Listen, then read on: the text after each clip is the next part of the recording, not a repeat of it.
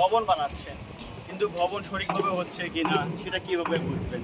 আসুন আজকে আমরা আপনাদের মাঝে ছোট ছোট কিছু জিনিস তুলে ধরি যে কাজটি সঠিক হচ্ছে কি।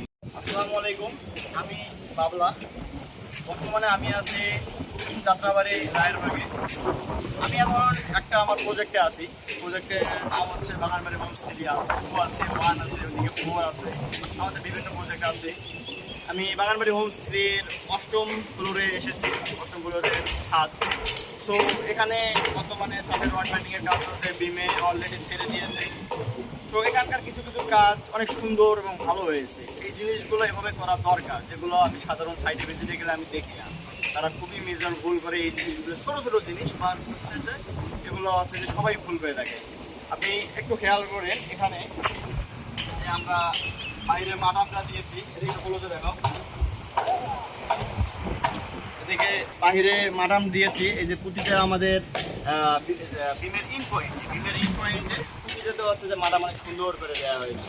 এগুলো অনেক বিল্ডিংয়ে দেখা যাচ্ছে যে এরা বাহিরে করে থাকে, ঠিকমতো মেজারমেন্ট নিতে পারে না।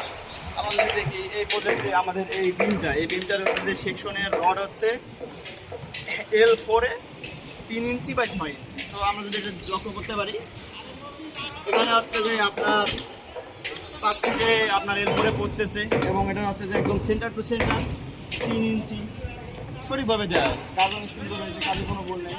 এবং এদিকে যদি আমরা আরও লক্ষ্য করি, খেয়াল করি, এদিকে কামিজগুলোতে অনেক সুন্দর করে মাদাম দিয়েছে, অনেক সুন্দর হচ্ছে যে নিখুঁতভাবে বলা চলে। আমরা যদি এই সেকশনটা এখানে হচ্ছে যে লক্ষ্য করি, এখানে সব সেকশনে ঢালাই হচ্ছে যে 5 ইঞ্চি করে। শুধু এই হচ্ছে যে সেকশনের এই যে স্ল্যাবটা রয়েছে, এটা অনেক বড় হওয়ায় এর ঢালাই থিকনেস হচ্ছে যে 6 ইঞ্চি।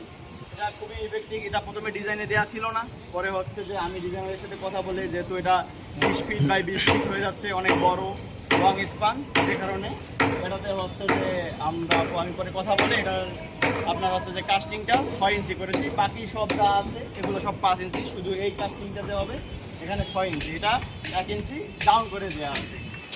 আর এদিকে যদি লক্ষ্য করি, মোটামুটি এদিকে হচ্ছে যে যা আছে সব কাজ সুন্দর হচ্ছে। আবার বর্তমানে রড প্রসেসিংয়ের কাজ চলছে, রড বাইন্ডিংয়ের কাজ চলছে। এটা হচ্ছে যে 5 ইঞ্চি সেন্টার টু সেন্টার। তো এই আমরা আজ পর্যন্ত এটাও দেখতেছি। তো নেক্সটে আমরা দেখাবো কীভাবে রড বাইন্ডিং হলো, রড কীভাবে হলো। পরবর্তীতে আমরা পরে এই বিষয়ে ফোরম্যানের সাথে কথা বলবো।